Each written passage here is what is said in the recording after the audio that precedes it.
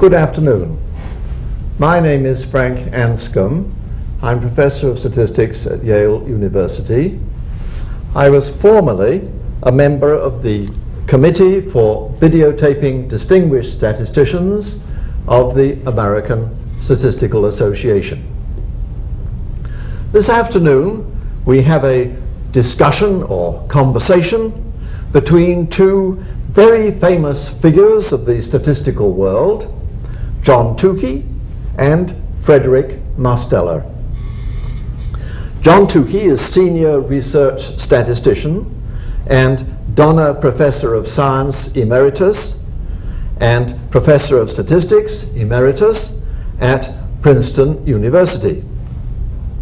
He was also, until his recent retirement, Associate Executive Director, Research at the AT&T Bell Telephone Laboratories.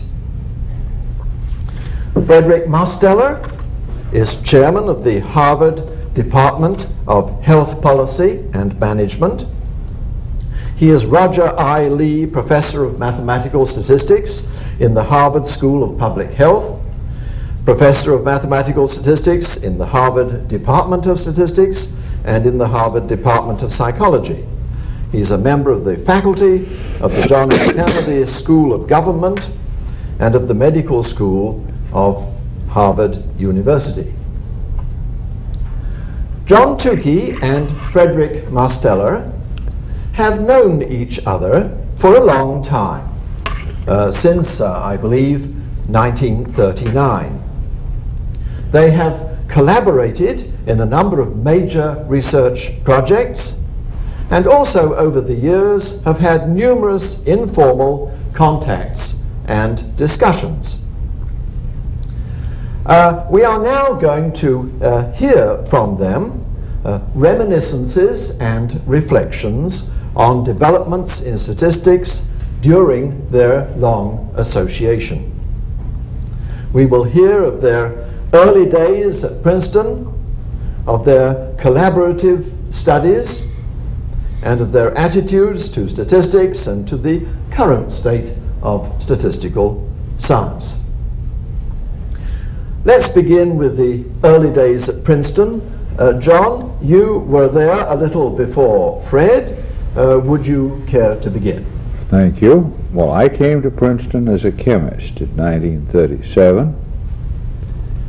Took prelims in math at the end of that year and a PhD in topology a year later. I didn't know as much about the state of statistics in the mathematics department then as I learned later.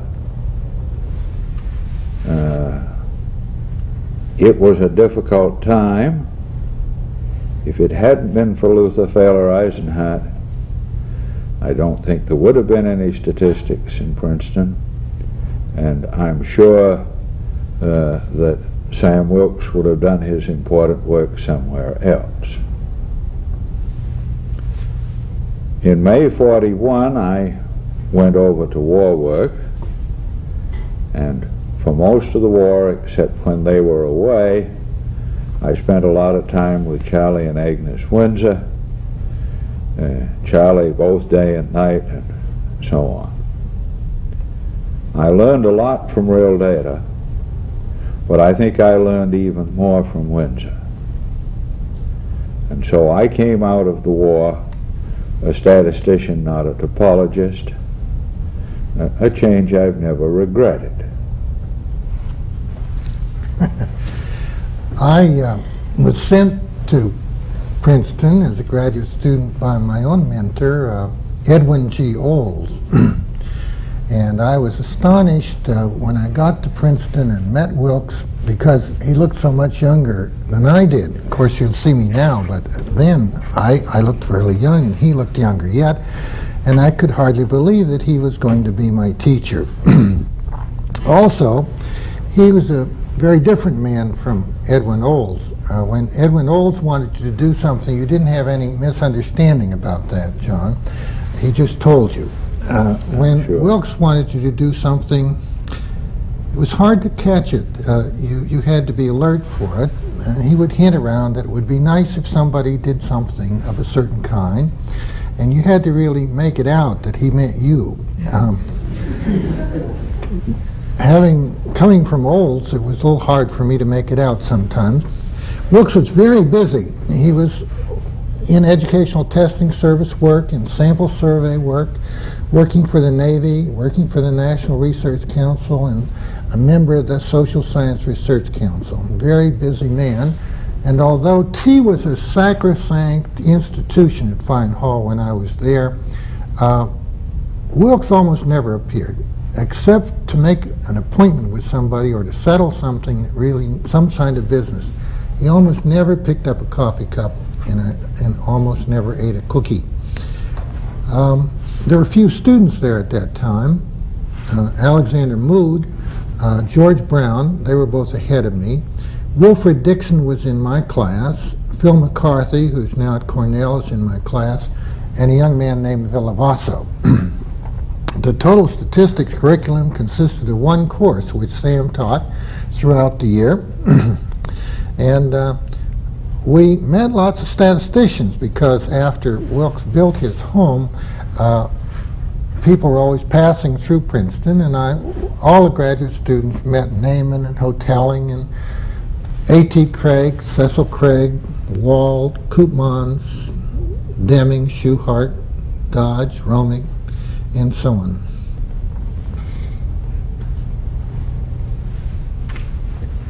Right, well, I don't have too much to add to this. Before I got involved in other things and started to become statistical, I'll have to say that not only was Wilkes not often at tea, but I very rarely saw him in any other way. He was hard at work, but not visible on the surface. Well, the war brought lots of statisticians to Princeton. Cochrane came, and as you've already mentioned, Windsor, Paul Dwyer, and R.L. Anderson. Tukey, you were working at Fire Control Research, and my wife Virginia worked there as secretary to Merrill Flood. With the number of statisticians there in Princeton at that time, a seminar began, and it was an extremely active one. My recollection, John, is that we had many, many famous speakers, but that whenever we ran out of speakers, you always had something to say. Well, I can't confirm or deny that out here. And maybe I should clarify the term fire control research, which fortunately many people in Princeton thought we controlled fires. But really what we were working on in the beginning was stereoscopic height and range finders with an experimental setup down at Fortress Monroe. And then we moved on into a variety of less obviously related topics, including things like armored vehicle fire control, ballistic behavior of rocket powder, and then eventually we finished off the war as the coordinating group for a thing called AC-92, which was trying to find out how to make the B-29 more useful. But I think the important thing for this present thing was there were a number of statisticians there, and particularly toward the end of the war, after Brown and Mood had set up in a large house that's now occupied by my lawyer, that Sunday afternoons the statisticians would gather over there, and some people would do the New York Times crossword, some people would do this and that. I met George Snedeker in the garden of that place, for example, and other people of interest.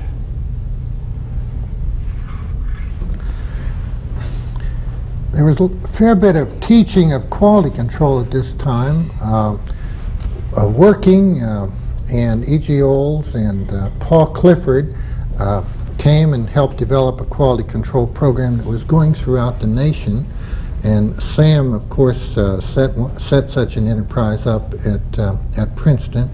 I participated in that, and I think later that was one of the reasons I was involved in Continental Classroom, that previous experience.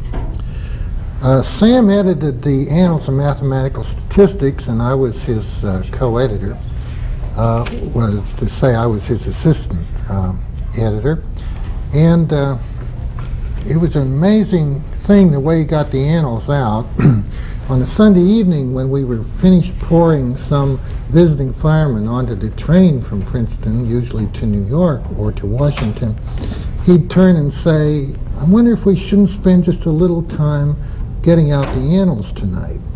And that was the beginning of a long, hard night always, because Sam enjoyed the all-night effort. And about 5 or 6 in the morning, we'd pull out of there and go down to the post office and mail off another issue of the Annals.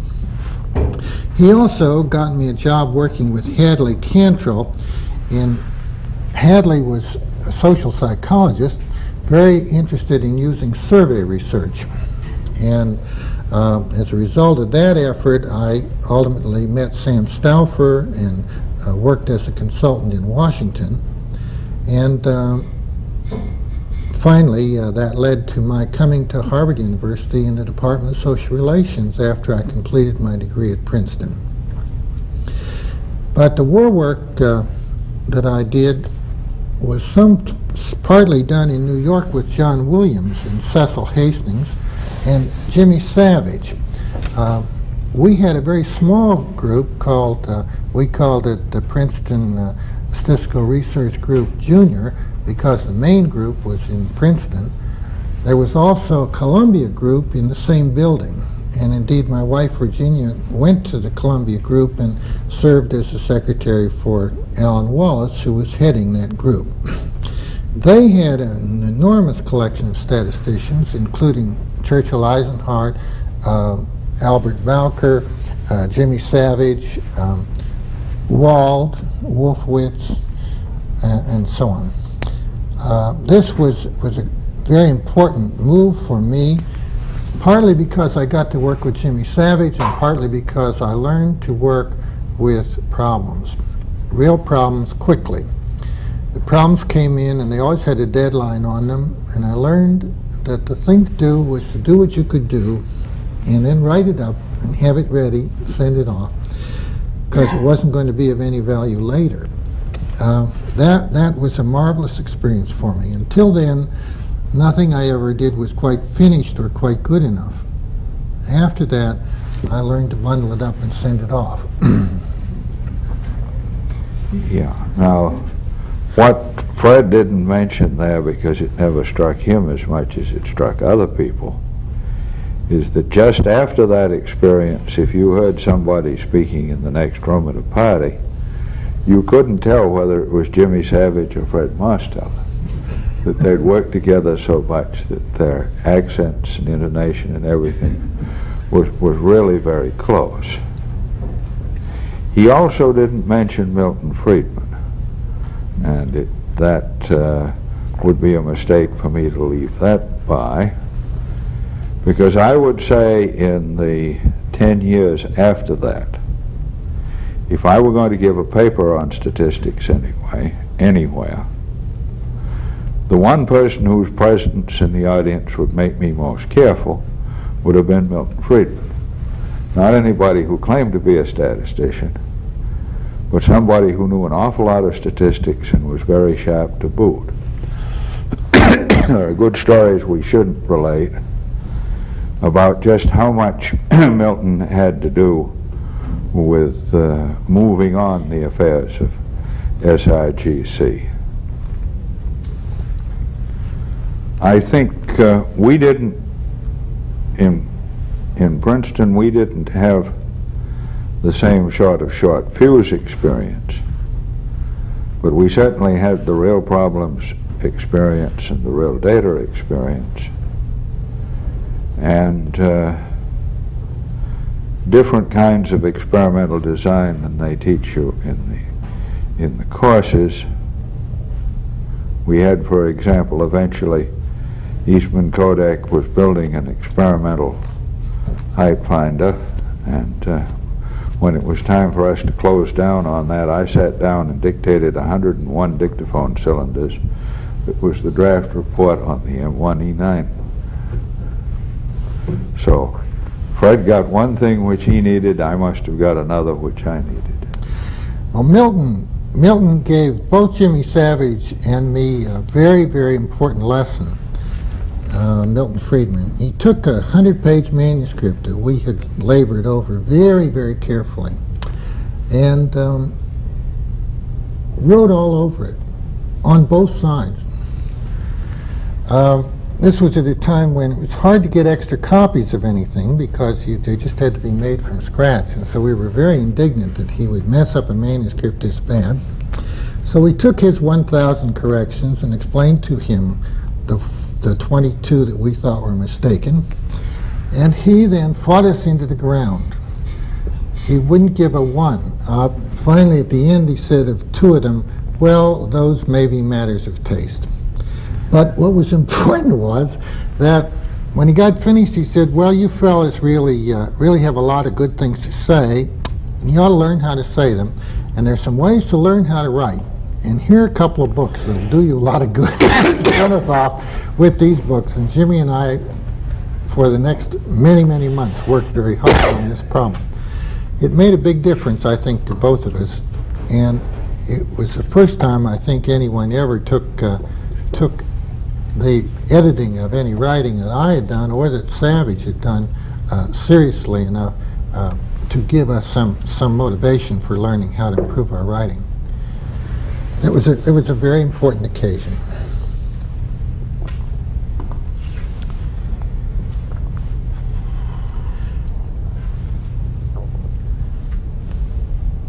Well, why don't you go on for a moment, Well, Fred?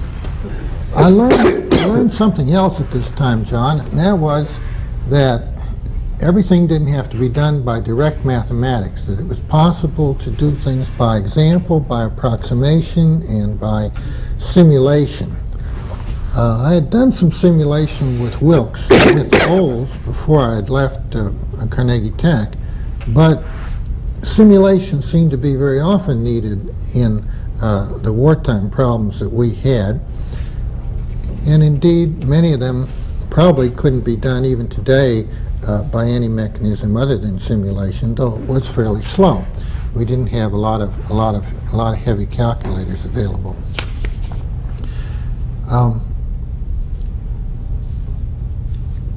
One of the wartime problems that I had that was rather interesting was this: we had special bombs that could be aimed.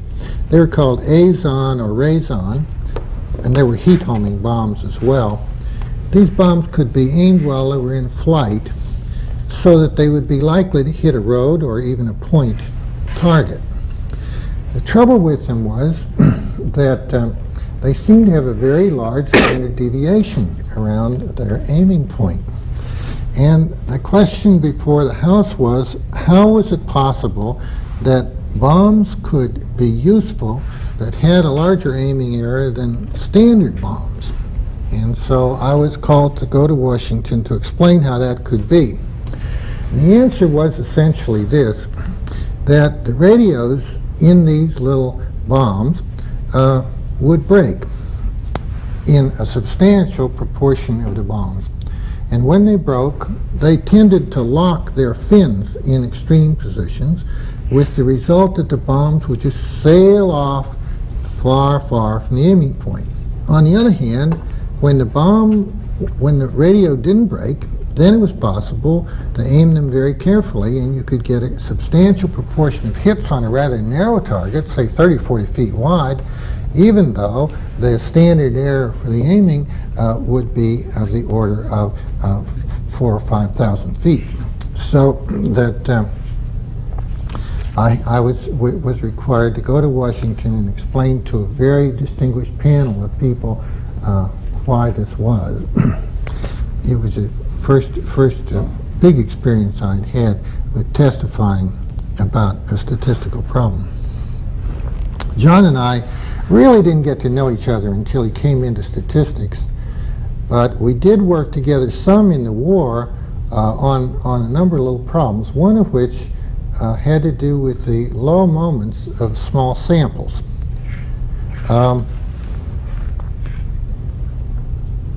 I had written a paper that gave the means and the variances of the order statistics in small samples, but they didn't give the covariances. When I showed it to Wilkes, he felt that if we didn't give the covariances, the paper wasn't satisfactory. It was very difficult to get the covariances. The problem, getting covariances for order statistics turned out to be a problem that defeated calculating machines for quite a few years, even after they became fairly good. So getting those covariances wasn't something that was going to come easily. Cecil Hastings, who worked for this Princeton group in New York with me, was very good at this kind of calculation, and so he worked hard on getting the covariances. Meanwhile, John Tukey and Charlie Windsor were with me one of those afternoons, perhaps a Sunday afternoon, I'm not quite sure, and I explained to them that it would be nice if we had features of these order statistics, not just for the normal distribution, but for some other distributions. And I had them, of course, for the uniform distribution, but there were other distributions it would be nice to have them for.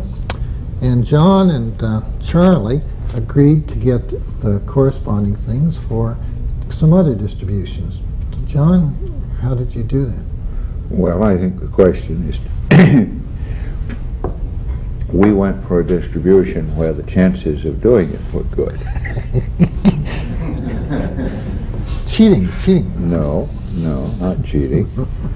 That's saying we don't have to go as far as simulation sometimes, that if you look for a case in which the representing function, the inverse of the cumulative, has a nice algebraic behavior, you can end up doing things of this sort in reasonably closed form. And so we did some of this, and so when the paper finally came out, it had some Gaussian information and some asymptotic Gaussian information and some information for the special distribution, which did a fair amount to illuminate how these things varied as you went to distributions that were longer tailed. This was a distribution that was a little bit longer tailed than the logistic. We weren't very brave in those days. Fred has said a couple of things that he got into as a result of wartime problems. Maybe I should mention a couple.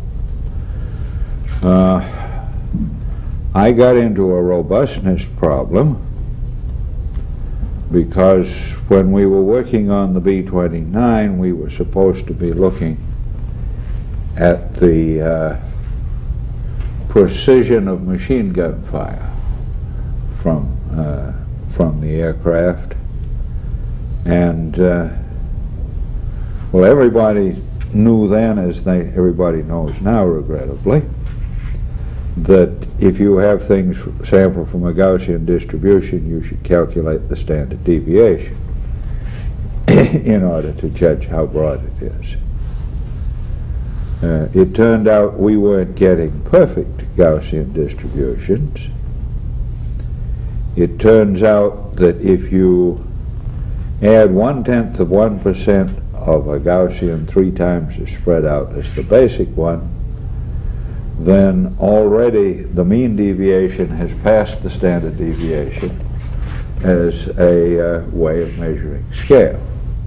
And how you detect whether who's been by with a hypodermic needle and put 1 part in 1,000 of a slightly broader distribution in is a difficult point.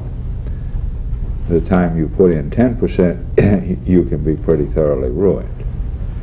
And I think that this was essentially what got me started thinking about robustness, a topic to which I have come back more than once. Another thing that's just slightly post-war is that after I worked for fire control research through roughly the end of '44. Then that was sort of winding up. I ended up going to Bell Laboratories, and I worked there full-time for a while, and then September '45 things were turning down a little, so I came back to Princeton half-time and worked in Sam's project, not where I've been, where I saw more of Fred.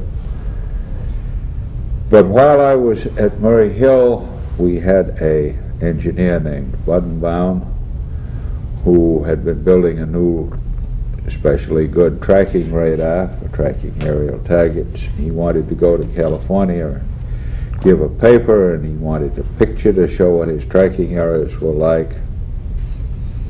And so there was a question of calculating the spectrum, which was done by the best conventional methods. Dick Hamming looked at this and he said, well, if you only smooth it a quarter or half a quarter, it'll look much better. So the first thing we did was to smooth it a quarter or half a quarter and send Bud off with the picture. And the other thing was that Dick and I spent some months trying to understand why it was a good idea to smooth it a quarter or half a quarter. And that's where my spectrum analysis activities really got started. I see.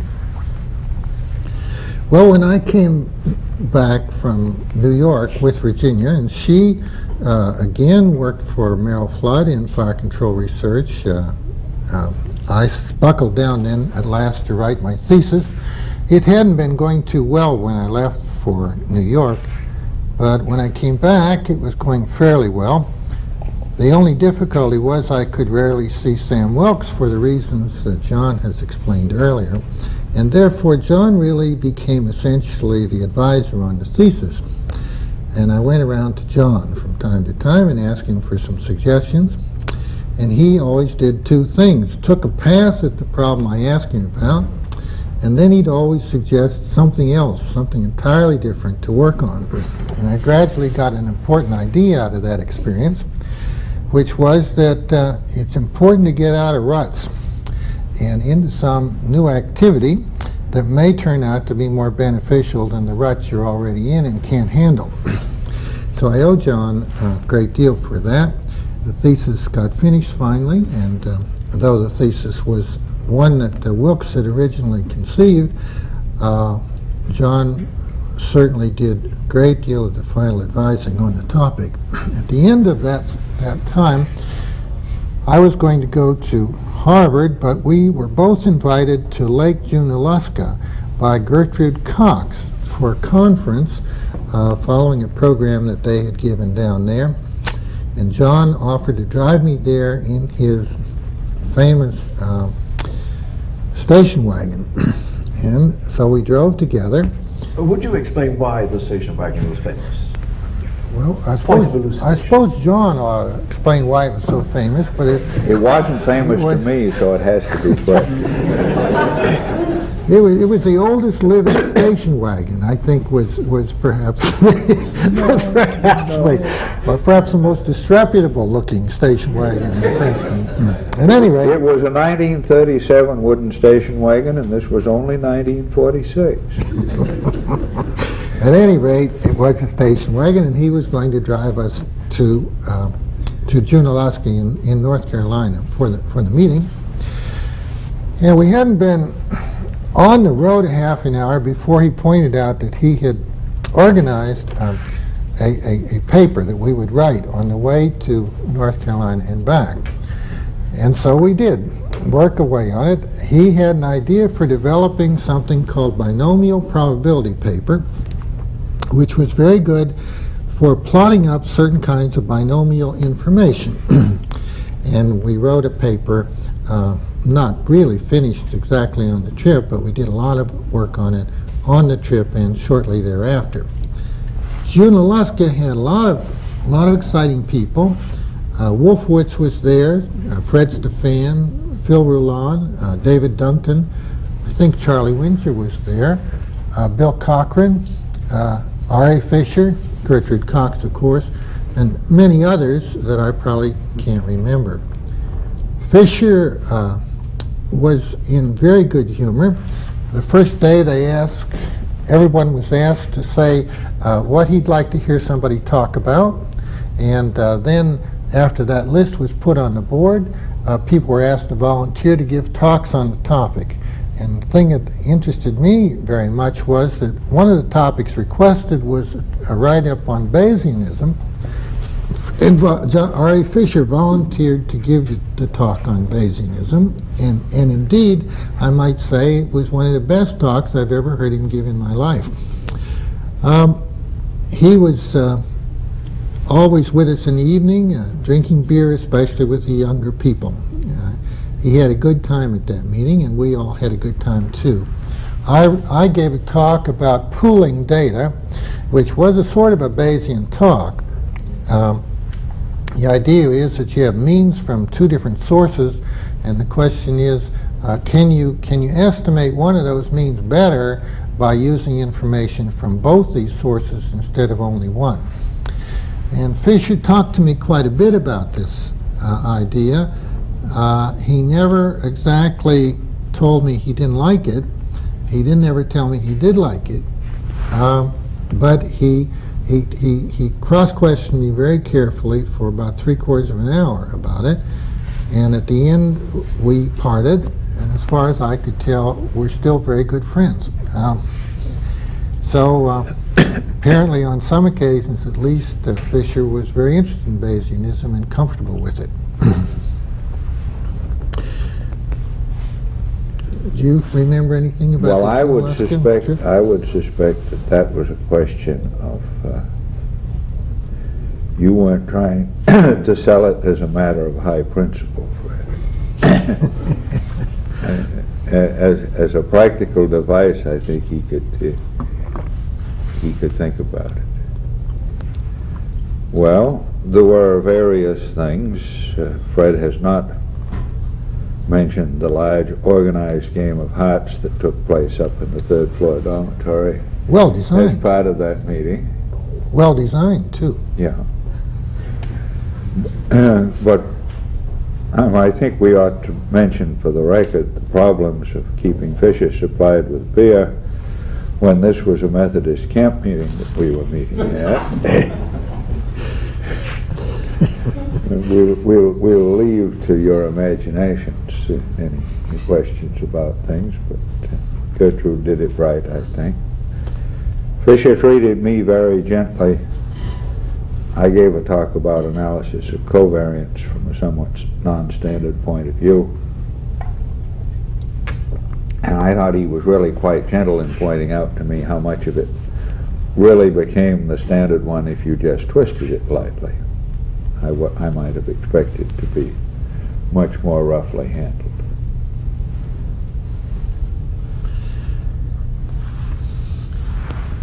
After we finished that paper, we got involved in some others, including one on a set of papers on industrial quality control, on quick and dirty methods.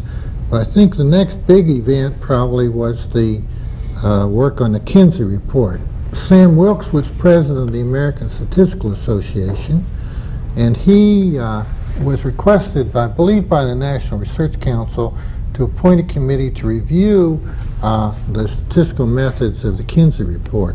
And he asked Cochran to chair a committee, and he asked John and me to join on that committee, which we did.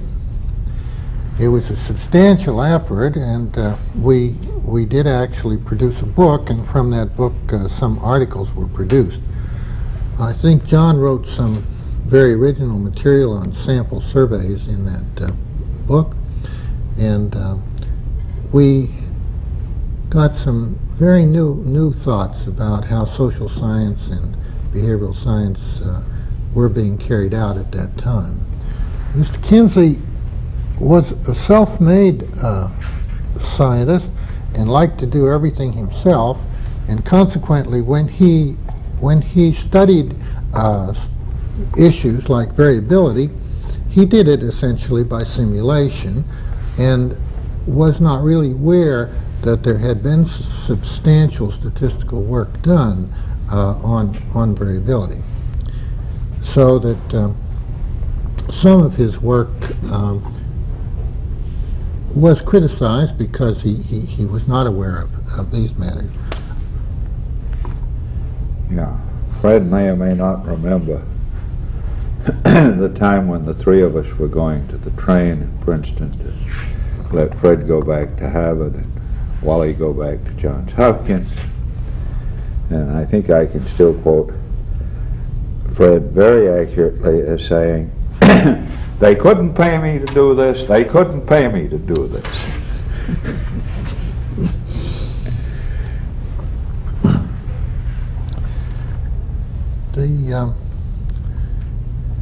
The visits to Bloomington, Indiana required a lot of work, and we had many, many long conferences there. I think we had to go to Philadelphia, to Baltimore, and work with Cochrane, and we had to read a great number of critiques of the book. We took each critique and cut it up into little pieces and tried to write a response to each of those critiques. That was a massive, really massive effort, but we did finally get it all done. The implication is if you can do that, you can do anything. I don't know. We later had an opportunity to work together on the National Halothane Study. The halothane is an anesthetic, and the question was whether halothane could be killing people from massive liver necrosis, because it had 4 halogens in its chemical composition, and halogens often did cause liver damage. We got to work in this enterprise with John Bunker, Lincoln Moses, Bill Brown, John Gilbert, Yvonne Bishop, Morven Gentleman, and a host of physicians. We met almost anywhere in the country, wherever John was. John, I think, was on sabbatical that year. At any rate, he was traveling a good deal, and the statistical team would just pick up and go and visit John wherever he was, Phoenix or New Orleans or wherever, and we attacked the halothane study with many different methods. 3 main methods, one being two being statistical, and one being a study of the actual tissues from deaths associated with anesthesia and surgery. Yeah, I think there are still things for many statisticians to learn by going, see if they can find a copy of the report on the National Halothane Study and read the statistical aspects in it, because although if I don't say it, Fred undoubtedly will, about its having led to the Bishop Feinberg Holland book on contingency tables, not all the techniques that were piloted in there got taken to the book stage. I should say that right now there's renewed interest in this area because Congress and also the executive branch of the government wants to compare hospitals in the quality of their care. And this means the problem of adjusting so as to have some fairness in the comparisons between hospitals that take severe cases and hospitals that take less severe cases. And it's not clear to me now how that should be done, even though I was very comfortable with what we did in the halothane study. There seem to be more political questions involved in the new effort than there were in that halothane study. Maybe I've become more sensitive, but I think not. I think that's a realistic part of the new Well, program. maybe you were technically happier than I was. I wasn't unhappy in the sense that I knew anything better to do. But if you start rating severity of cases on a 5 or 7 point verbal scale, it's hard to believe that a verbally described severity in a hospital that only sees light cases is the same as that same verbally described severity of one that sees much worse ones. And it's very hard to understand how to make things so moribund will have the same interpretation. And without that you have some real problems. Certainly the adjustments that we went to were good things. I think we know enough now about making adjustments for broad categories that we might want to take those things somewhat further if we had all that effort to do again and all that data to work with. All that data being information on about 800,000 cases. That's a lot of data. But carrying on the expositional tradition, there is always the Green Book. In that there is material on adjusting for broad categories. The thing that people forget is that you say, well, I'm going to cure the fact that there's this background variable. I'll dichotomize it, and then I'll look at the two halves of the dichotomy and sort of take what effect there is there and pool them together, forgetting that if the ratios are different, if you sort of slit a distribution across under a knife, the centers of gravity are not going to be in the same place when the distribution is over here and cut there as when it's over there and cut here. Being sure you make this correction accurately is not likely in a human affair, but you're a lot better off to make the correction than not. And this is one of the things that really did get into the Green Book, and I think it's right to direct people's attention to it, because it's a pretty widespread problem that people will feel, well, we'll at least take the people with low blood pressure and the people with not low blood pressure, and then not worry about the details anymore. We learned some of that from the Halothane study, because the data was all collected on the 800,000 cases before one began to look at it hard, and the ages had been coded in 10-year blocks, and it turned out that the risk of death from surgery about doubled every 10 years.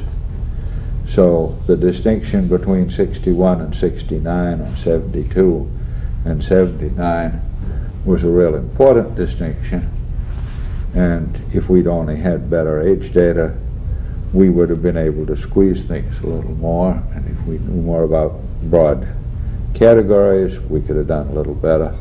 I don't think it would have affected the overall conclusions, but it would have been nice to come nearer to getting out of the data what was in there waiting for us. Could I just ask, would you explain the phrase, the Green Book? Fred, you explain the phrase. Well, Gardner Lindsay had asked John and me to write a statistical paper for the second edition of the Handbook of Social Psychology. And John and I worked on that very, very hard, and we wrote much too much.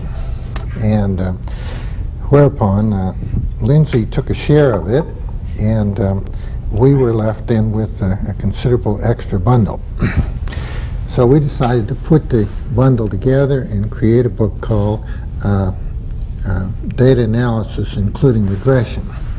And it does include some information about robust methods, as well as more classical kinds of things. and it especially has a substantial discussion of regression and the difficulties and hazards associated with multiple regression, and essentially says a lot about how little you can do with regression as well as how much.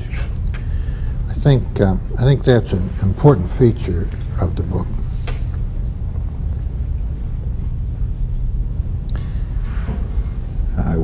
Would you care to say something about, I think, what you call the Cambridge Writing Machine as a more recent work in collaboration?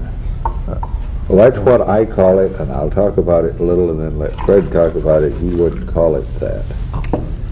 But there has to be some name for the Hoagland, Mosteller, and Tukey edited collaborative volumes, of which 2 are out and some more are in the mill. Somehow this has worked out very well. Fred and Dave have been very effective in persuading people around Cambridge, or who've been around Cambridge, and it's surprising how many of them were around Princeton before they were around Cambridge, to write chapters for these books.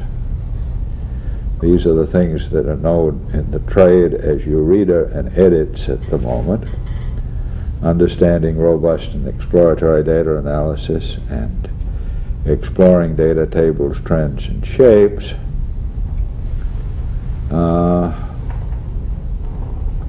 I'm not sure why this has been as good a solution as it has. The 3 editors have obviously been complementary and have beaten on very different things. The beating has been heavy enough so even though they're separately edited chapters, we've had compliments on coherence from reviewers, much to my surprise. Fred, what do you want to say about this in addition? I think it's been helped enormously by some people behind the scenes, as well as by the collegiality of people who come and visit. First, the people behind the scenes. We've had 2 very helpful research assistants. One was Anita Perinack for part of this period, and the other for a much longer period was Mrs. Cleo Utes. And these people both have an important quality that this kind of work needs, and that is an eagle eye and an unwillingness to pass by something that they regard as possibly mistaken. And they just keep after it until finally they force the authors to get it right. I wouldn't say we don't have any errors in the books, that would be silly, but the number of errors is fewer by, I would think, about 2 orders of magnitude than they would be if it were not for the help of these people. And they also redo, we see all the examples and comb through the work. So that explains one of the positive features of the work. The other is that the number of people who are willing to participate in these enterprises is astonishing. I think they get some fun out of it, and then I think most of them take home when they leave Cambridge and go home to their own university. They usually have 1 or 2 more fixed to their bow, which they may use with other students later or in their own work. So it's been a very productive enterprise and profitable, I think, for all participants. Right. Well, maybe we should turn to a closing topic. Are we about at that point? I think there's a few lessons that I would believe in very thoroughly. I think Fred would too. The first is that real problems deserve realistic attention, which implies it's better to have an approximate solution to the right problem than to have an exact solution to the wrong one. This is not necessarily the attitude of the annals. Second, that one should intend to learn from real problems that they can be extremely suggestive over the long pull about both theory and techniques. Third, that the use of techniques is not confined to the instances that are covered by theory. If that was true, we'd be left with an awful thin set of techniques. If that were false, that you had to have theory to cover every application, very few techniques would ever get used. And I think the corollary to this, or the thing to which this is a corollary, is that statistics needs to be broad, not narrow. How about the rest of 5, Fred? Do you care to add any comments on that kind of theme? No, I think that pretty well covers it. Well, then I think we are almost at the end of the time that is allotted for us, and I thank you, gentlemen, very much indeed for your marvelous series of thoughts and reminiscences, historical intuitions, insights, I should say. Thank you. Thank you.